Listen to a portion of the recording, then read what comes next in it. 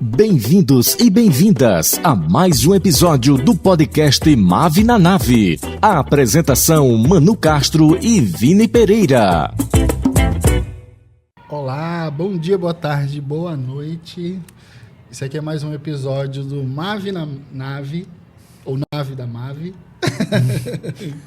Mave na Nave. E hoje a gente vai falar sobre comunicação, sobre a população LGBTQIAPN+, e outros temas de interesse, né? Hoje o nosso abduzido do programa vai conversar com a gente e tem um dado que é bem interessante, né, para introduzir o nosso tema.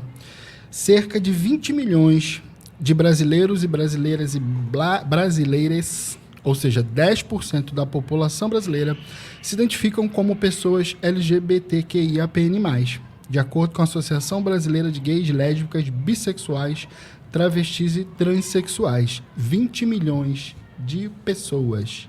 Ou seja, é 2 Portugais. Não sei o plural de Portugal. Mas seria o equivalente à população de Portugal duplicada, né? Da comunidade da diversidade no Brasil. Seria o equivalente também a 2 Pernambucos e mais um pouquinho. 2 Pernambucos. A população de Pernambuco é praticamente a população de Portugal, não é? Exatamente. Babado. Ou seja, o Brasil está repleto, né, da comunidade, da diversidade de gênero e sexualidade, né? Isso é incrível, né? Hoje todo mundo é LGBT, desculpa. Sobre isso. Então, bem, eu sou Manu Castro, jornalista, também estou aqui facilitando aqui esse processo desse programa, né? E a gente hoje vai receber, né, o nosso querido, amado Tiago Jairohan, né? Ele é assessor de projetos da ONG Gestos e também conselheiro estadual da população LGBTQIAPN+. Bem-vindo, querido. Obrigado pelo convite, gente. É uma honra poder estar aqui no Mave na Nave. Eu sou o Tiago Jairohan, sou assessor de projetos da Gestos, como foi falado, né? Sou formado em comunicação pela Universidade Católica de Pernambuco, ativista há muitos anos, não vou saber contar agora. Hoje eu estou menos nessa parte de comunicação, mas ainda trago muito da comunicação e estou muito nesse processo de construir projetos no ativismo mesmo, em defesa de direitos e tal, e muito nessa área de população LGBT, também de HIV e AIDS, de direitos sexuais e reprodutivos, enfim, né? Estou aí fazendo parte da Gestos, também faço parte de outros movimentos, da Marcha da Maconha, da Biocomunicativismo, e estamos aí. O Tiago, ele é múltiplo aqui, né? E a gente vai aproveitar muito essa conversa de hoje, de Tiago. Mas conta pra gente, Tiago, o que a Gestos tem feito hoje, né? Principalmente para essa, né? A gente viu agora, o Vinícius acabou de dizer, né? São 20 milhões, né, de pessoas que fazem parte dessa comunidade, né? E em Pernambuco, a gente sabe que a Gestos trabalha, né, junto, né, com essa população. O que a Gestos tem feito também para, né, trazer mais qualidade de vida, para trabalhar a questão dos direitos dessa comunidade? Conta pra gente. A Gestos, ela surgiu para trabalhar especificamente com a população vivendo com HIV e AIDS, né? E aí, quando foi em 2013, o estado de Pernambuco criou o Conselho Estadual LGBT, na época, né? E desde essa fundação que a Gestos já fazia parte do conselho. E também, desde o início do Fórum LGBT de Pernambuco, a Gestos compunha, né? Para, enfim, também nesse processo defender direitos. O Fórum LGBT é esse espaço de articulação da sociedade civil. Hoje a Gestos não faz mais parte do fórum, mas fez durante muitos anos, né? E fazia muito esse processo de controle social, de monitoramento de políticas públicas e tal. E fora isso, a gente fazia outras atividades, né? De campanhas, especialmente para a população trans. Então, tem uma campanha relativamente recente, de uns 3 anos por aí, sobre empregabilidade trans, respeito a gênero e identidade de gênero e pronomes. A gente fez recentemente, ano passado, publicamos um levantamento do perfil de travestis acima de 50 anos no Recife, entendendo que é uma população que já passou aí da expectativa de vida que se tinha, né? Então, como é que a gente pensa a vida LGBT no envelhecimento, que antes a gente achava que era uma coisa só de pessoas cisgênero heterossexuais, agora a gente olha, a população trans também envelhece, o nome do projeto, inclusive, era Travesti Também Envelhece, né? Então, a gente está estudando um pouco essa perspectiva, e aí a gente tem um processo de assistência mesmo a essa população, especialmente no âmbito psicossocial, em que a gente tem, para jovens de até 29 anos, atendimento psicológico individual, então pessoas LGBT, né, com suas questões, especialmente as questões que essa pessoa quiser tratar, sejam relacionadas à sua vivência LGBT, né, sobre gênero e sobre sexualidade e tal. O atendimento é gratuito na Gestos, e a gente também tem alguns atendimentos em grupo, então é um espaço para compartilhar vivências, para inclusive entender coletivamente como é esse lugar, porque eu acho que uma das questões enquanto a gente é LGBT e a gente cresce meio que fora do lugar e tentando se encaixar no mundo, é como é que a gente se entende, como é que a gente tem outras referências e estar num grupo com outras pessoas iguais a gente é muito importante, né? Então a gente tem um grupo de travestis jovens, um grupo de transmasculinos jovens, um grupo de não binários jovens.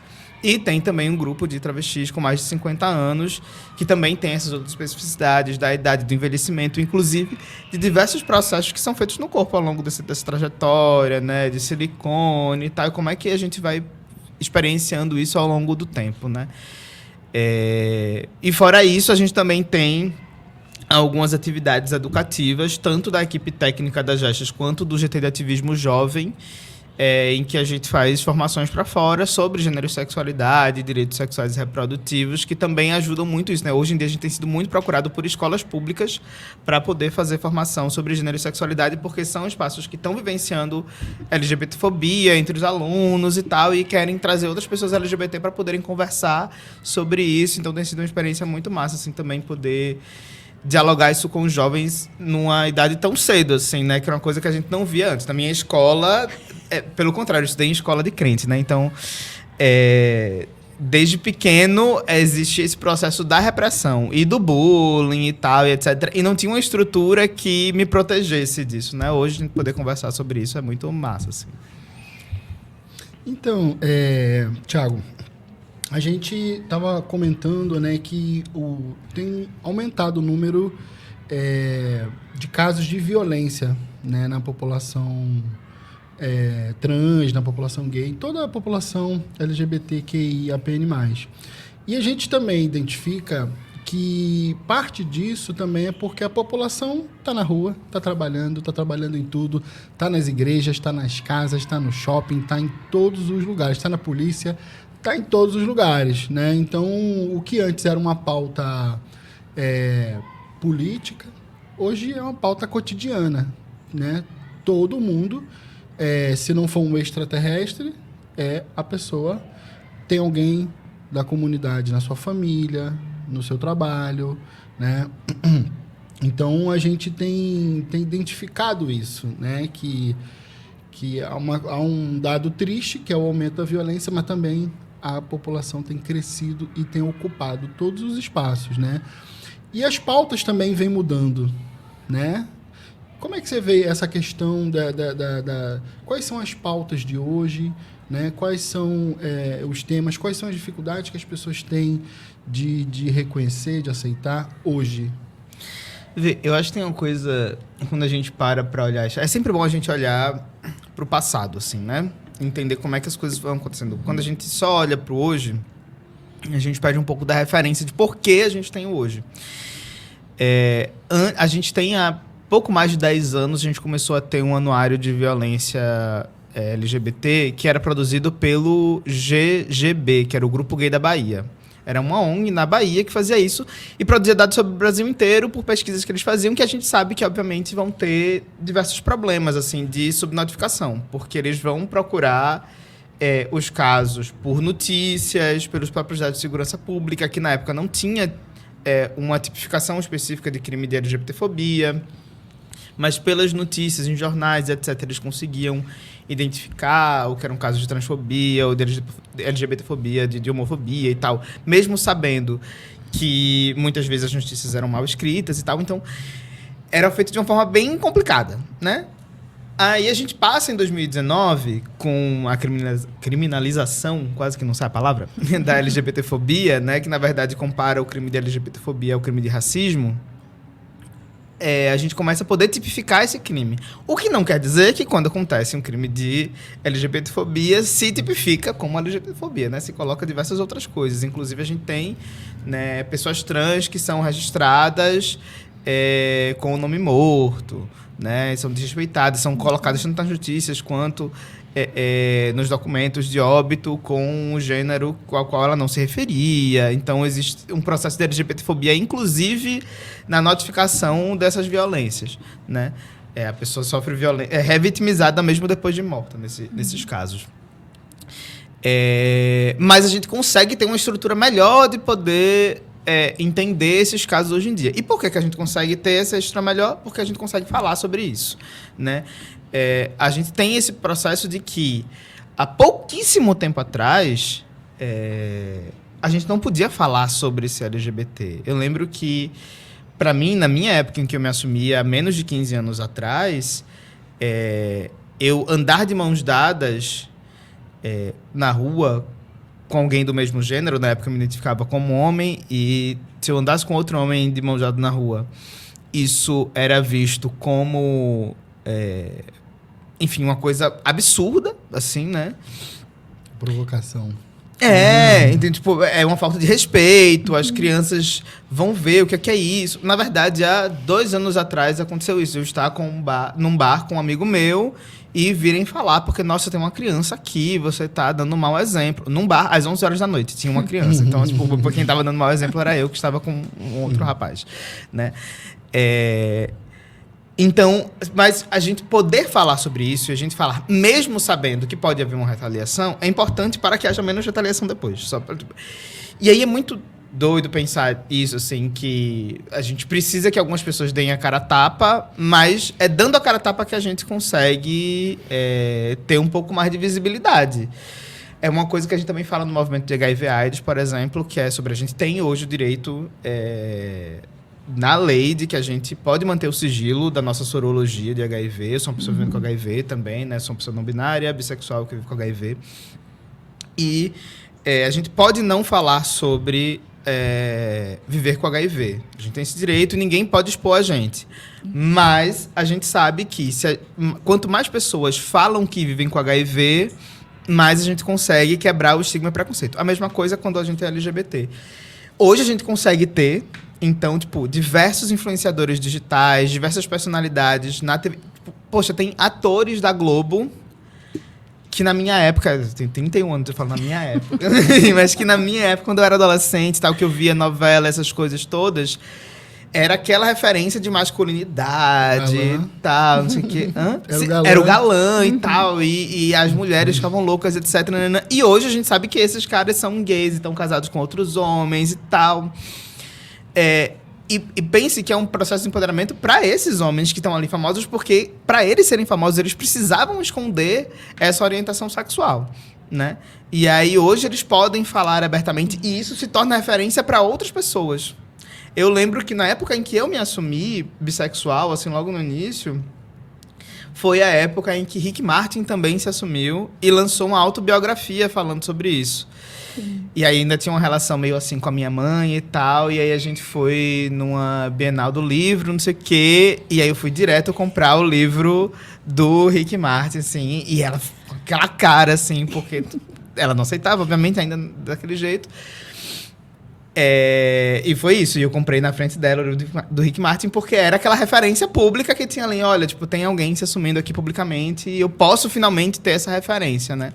Hoje em dia a gente tem muito mais do que isso, então, tipo, por exemplo, tem Dante Olivier, que hoje mora em São Paulo, mas é pernambucano, recifense, né? Um transmasculino, bissexual, e que produz muito conteúdo na internet, principalmente sobre gênero, né? E aí, ultimamente, agora ele tá fazendo uma publi aí em que ele é o Senhor Pepeca. E aí ele fala sobre Pepeca não ser uma coisa só feminina, ele poder ser Senhor Pepeca, porque é masculino também e tal. E a gente poder ter esse tipo de referência na internet e ver pessoas de diversas idades poderem assistir isso é muito empoderador, né?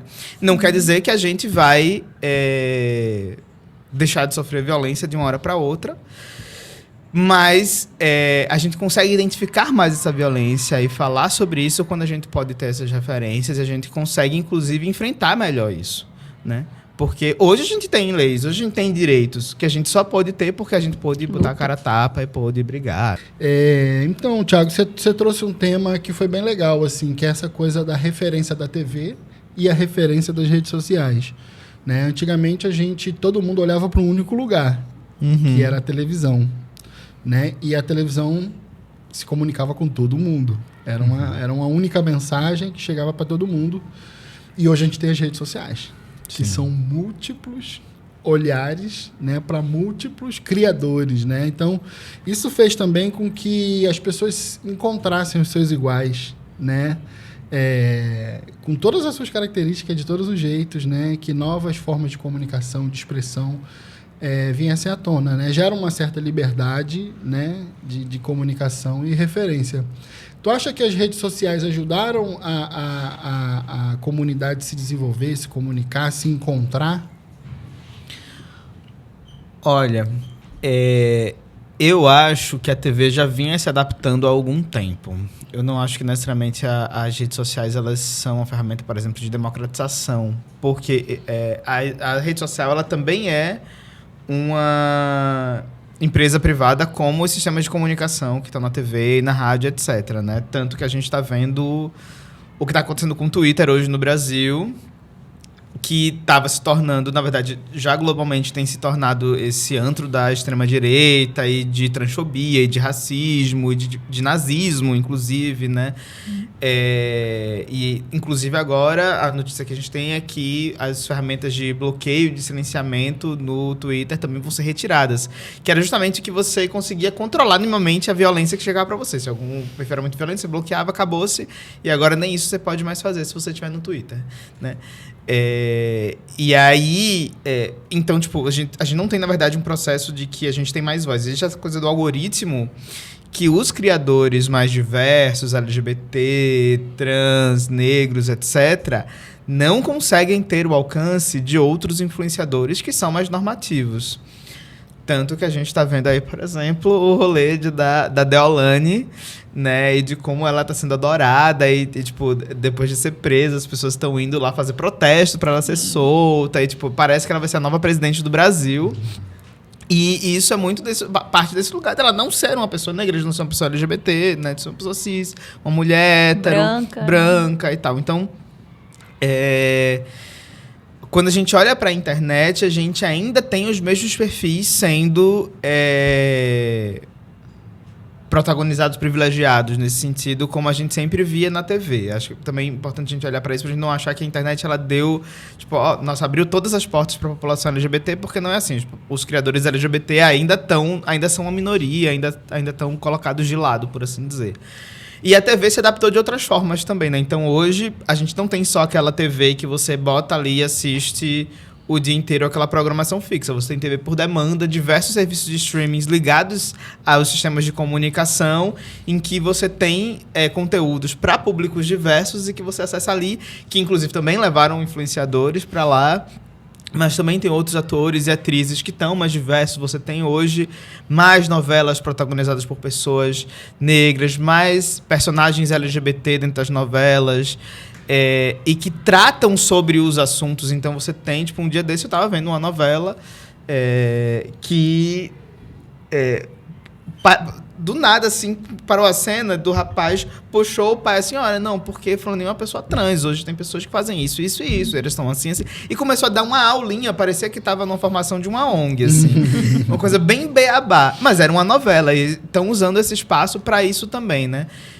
Só para colocar, tipo, dentro dessas diversidades de veículos de comunicação, isso está acontecendo em todos eles, mas esse privilégio de pessoas cis, hétero e brancas, elas também continuam em todos esses espaços, né? Eu acho que é um processo muito social, de movimento social, da gente meter essa cara e de cobrar, inclusive, porque, por exemplo, beijo gay na TV é algo que a gente sempre comentou e sempre cobrou, né? Inclusive, há muito tempo tinha casais LGBT e aí, eventualmente, quando via que tinha uma reação negativa do público, etc., aí matavam dos personagens.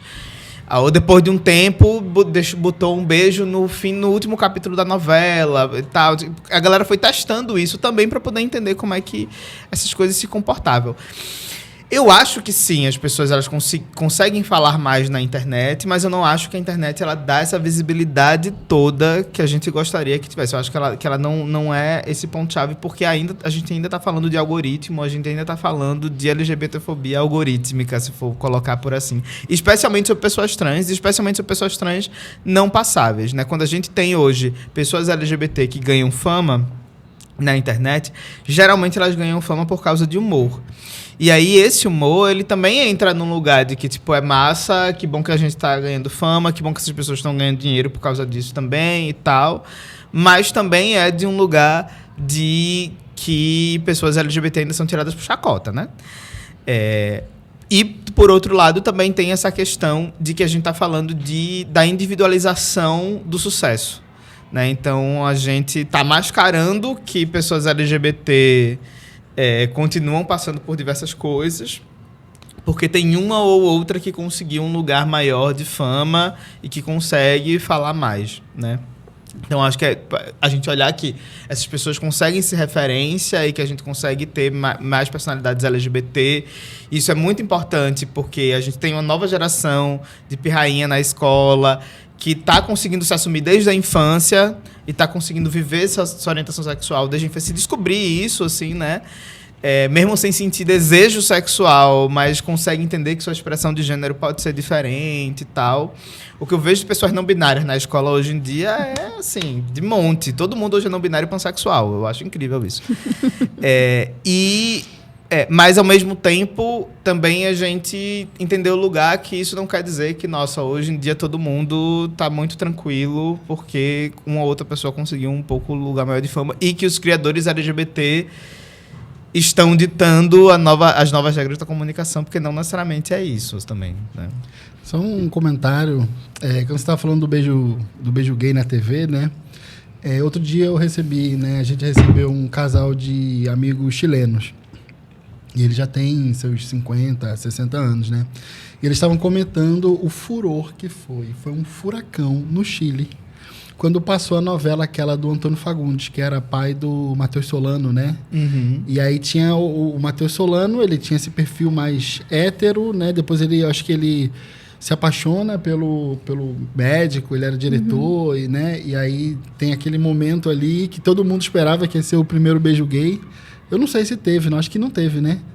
Mas eu acho que a cena principal... Acho que era Amor à Vida, né? Uma coisa assim. Acho que não chegou a ter, eu lembro que não chegou a ter. Mas foi todo um, né? Ela falou que no Chile foi um negócio de parar tudo. Foi como foi a Avenida Brasil na Argentina. Uhum. No Chile foi aquela cena final dele acompanhando o pai, não sei o que. Ela disse que foi um negócio assim, né? Que ela falou assim, e é muito engraçado, porque a TV chilena nunca produziria uma coisa dessa. Uhum. Né? Ou seja, teve que vir uma novela brasileira para gerar esse desconforto, para pautar isso, né?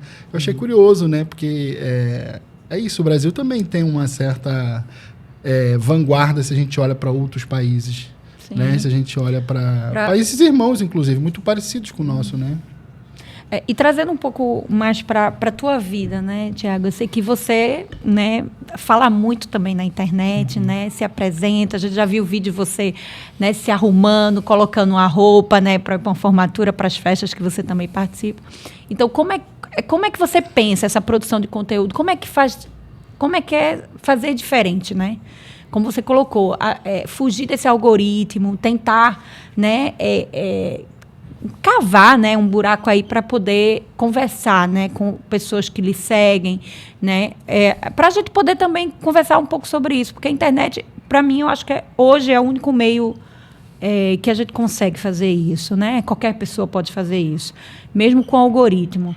Então, como é que a gente fura essa bolha desse algoritmo, né? De que forma que a gente pode falar com os nossos, né? Com mais pessoas, né?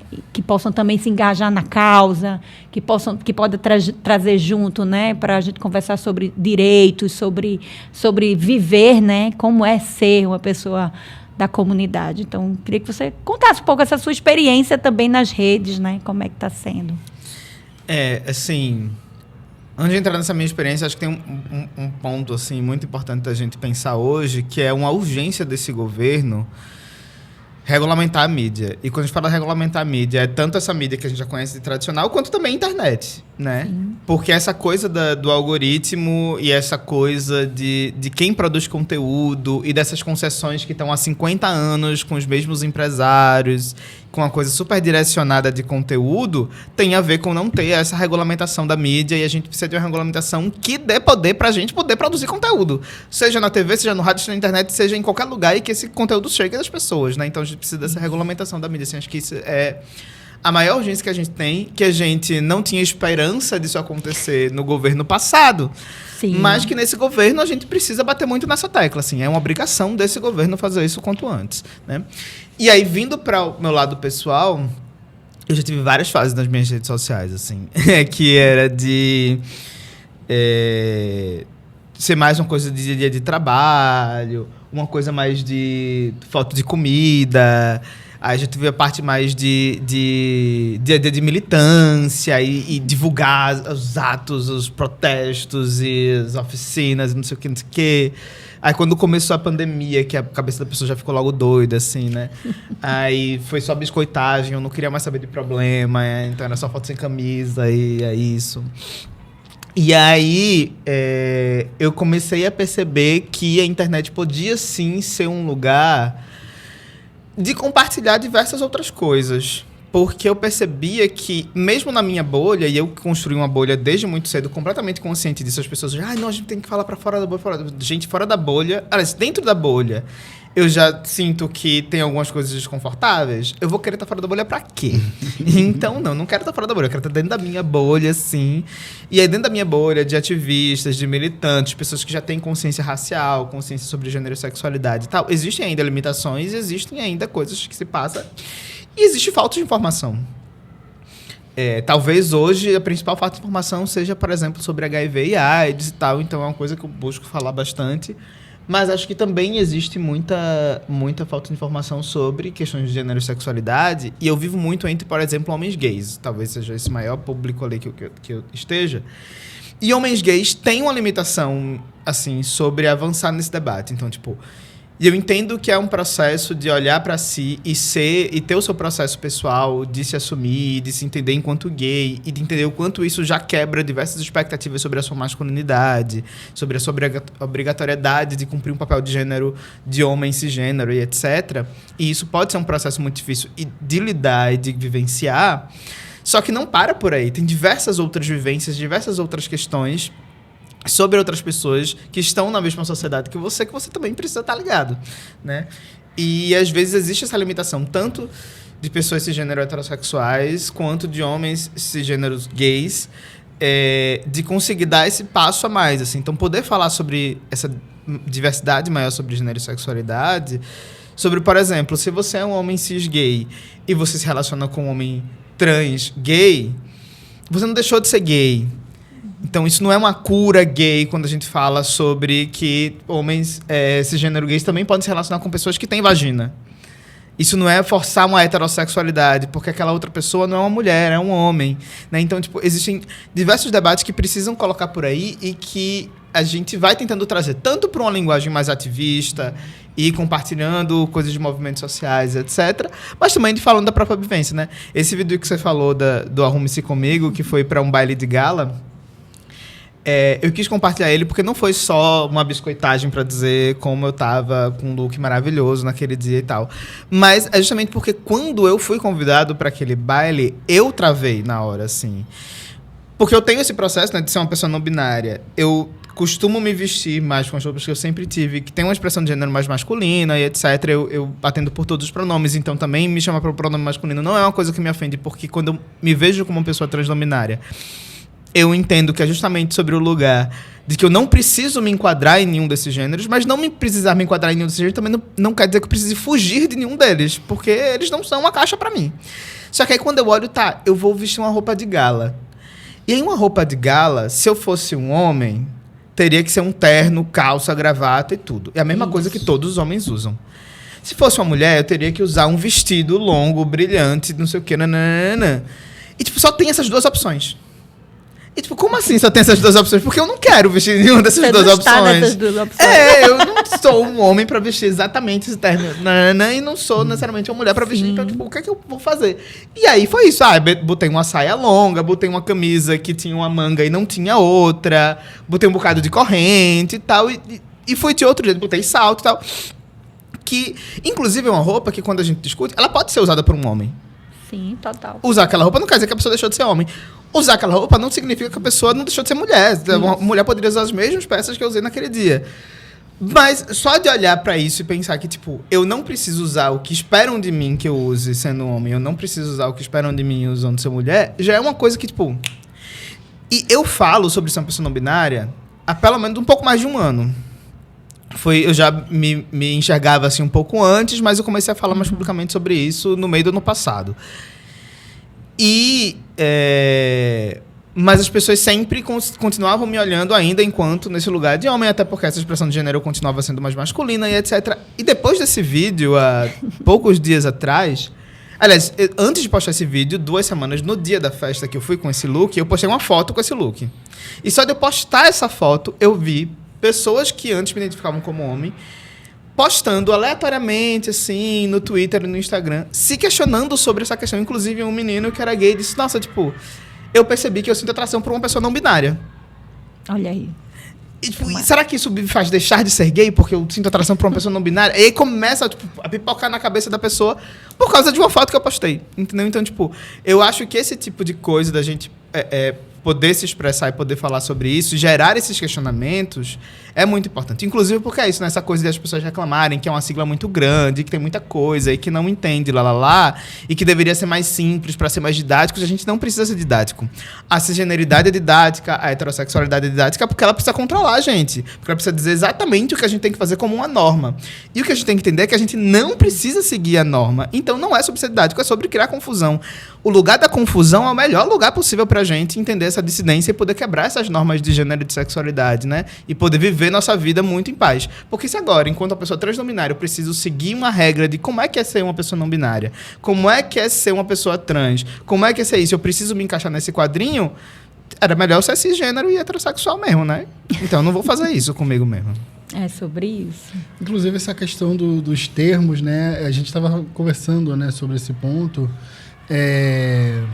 da importância de ser confuso, porque, de fato, né, a expressão sexual é como uma expressão humana, como qualquer outra, né?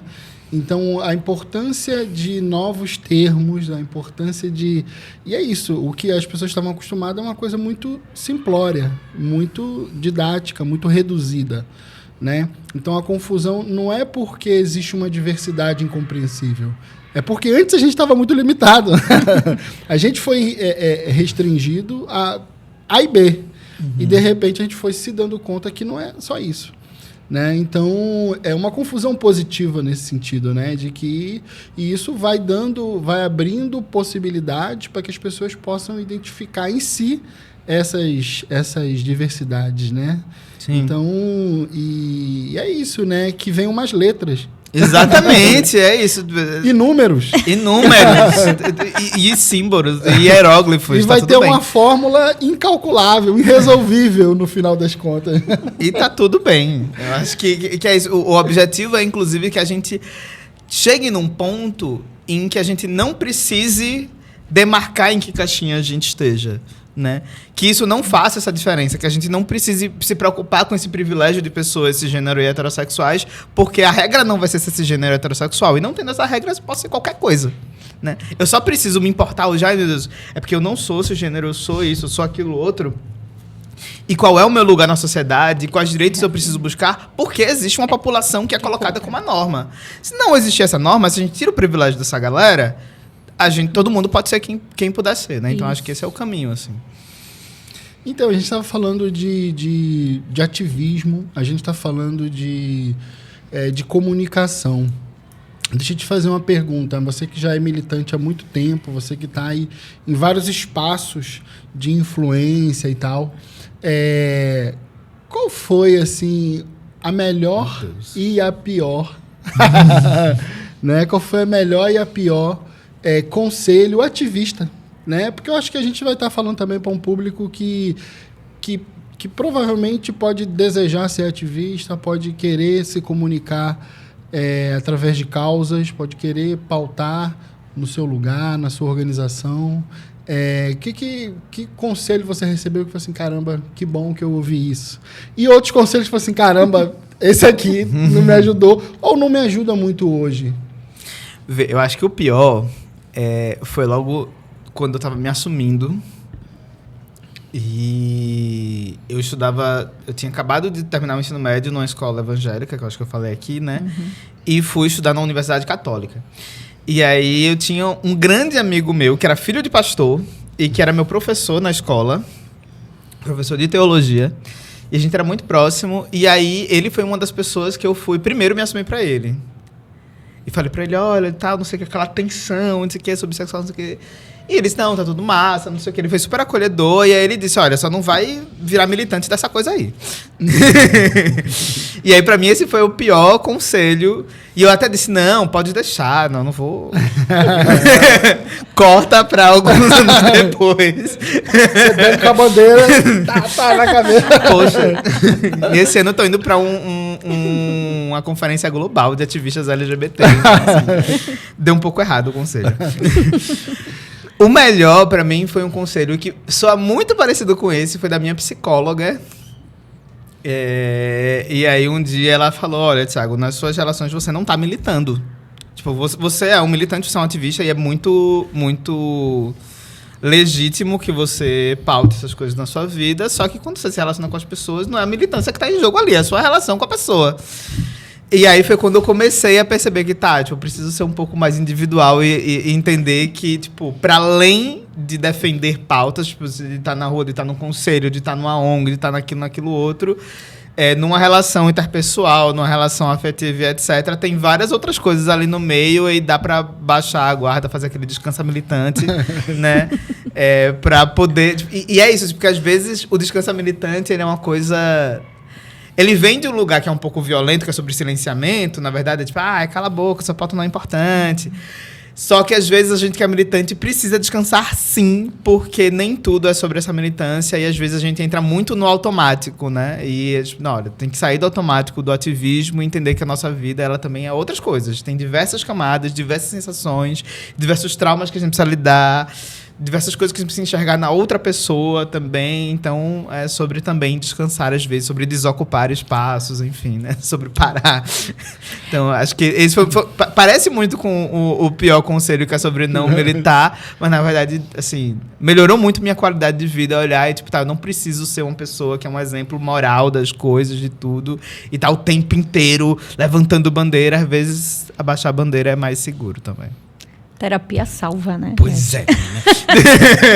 Outro dia eu vi um memezinho, é um meme, é uma piada, né? A pessoa falando assim, olha, esse negócio de se valorizar demais tá arruinando minha vida sexual. Isso, nossa, o quanto eu já me humilhei. Conscientemente. É muito sobre isso. Mas, Thiago, a gente tá já terminando, né? Chegando no fim do nosso podcast. Né? E foi maravilhoso aqui. Queria que você comentasse, assim, né? O que você gostaria de deixar como mensagem, o que você gostaria de falar, que você acha relevante, assim, simplesmente coisas que você quer falar. Nossa. Então, eu acho que talvez as pessoas precisem ouvir de que tá tudo bem sentir o que a gente tá sentindo. Inclusive, se talvez isso faça você questionar o que você sabia sobre você mesmo até hoje. Tá tudo bem se questionar, tá tudo bem se equivocar sobre si mesmo, tá tudo bem aprender novas coisas sobre si mesmo e expressar sobre isso, né? Eu acho que a gente tá numa época em que quanto mais a gente largar os medos e assumir os desejos, a gente consegue dar outros passos sobre a nossa liberdade. Liberdade não é só sobre poder cumprir ou alcançar um direito a mais, mas liberdade é sobre a gente também não se privar, sabe? E, enfim, eu acho que é um pouco sobre isso. A gente, às vezes, até para tentar se direcionar para uma liberdade, a gente acaba criando outras caixinhas e outras prisões. Eu acho que todo mundo pode entender que pode ser qualquer coisa, entendendo que eu também preciso, obviamente, respeitar o direito do outro, né? Qualquer coisa que passe por cima de outra pessoa. Mas sobre si, né? E, inclusive, não deixar que outras pessoas te convençam que você não pode ser o que você é, né? E eu digo isso porque existem pessoas que conseguem se assumir trans depois dos 80 anos de idade. Tem pessoas que, depois de 2, 3 casamentos aos 40 anos, conseguem descobrir que gostam de pessoas do mesmo gênero. Então, vamos facilitar a vida. Não vamos ficar pensando, mas será que eu sou hétero? Será que eu sou gay? Será que eu não sou gay? Vamos viver, sabe? Essa coisa, o discurso do não ter rótulos, às vezes ele atrapalha um pouco, mas às vezes ele pode ajudar a gente a, também viver uma vida mais livre e com menos neuras. Eu acho que é isso. Isso é uma coisa engraçada, quando você estava comentando, né? Tem uma teoria da música do Martinho da Vila, Já Tive Mulheres. Não sei se você já viu essa teoria da internet, que ele vai falando todas as mulheres que ele já teve, né? O personagem lá da música, e que no final ele encontrou. Mas você me faz feliz como nenhuma me fez. E aí tem a teoria de que, na verdade, o cara se encontrou com outro cara ou com uma mulher trans. E que é uma teoria que, né, pode ter um sentido, assim, sim, né? Óbvio que a interpretação artística ela é múltipla, né? Uhum. Mas quando você ouve a música, você assim, caramba, né? Pode ser. Pode ser. Pode ser. Não tem problema. Por mais que ele fale muito de mulheres e pareça ali o garanhão, né, faz sentido essa interpretação, né? Eu acho que também tem a ver com o que você comentou, né? Tiago, muito obrigada. Eu que agradeço. É um prazer demais. ter você aqui. Isso é uma delícia. Deixa o @, né? Onde as pessoas também podem procurar os serviços que a Gesto também oferece, né, para a sociedade, que é para transformar a vida de tanta gente. Então, pode deixar também o seu @, para a galera também lhe acompanhar. Bom, gente, vocês podem procurar a Gestos no @GestosPE no Instagram. Eu ia dizer no Twitter, mas no Twitter não existe mais no Brasil.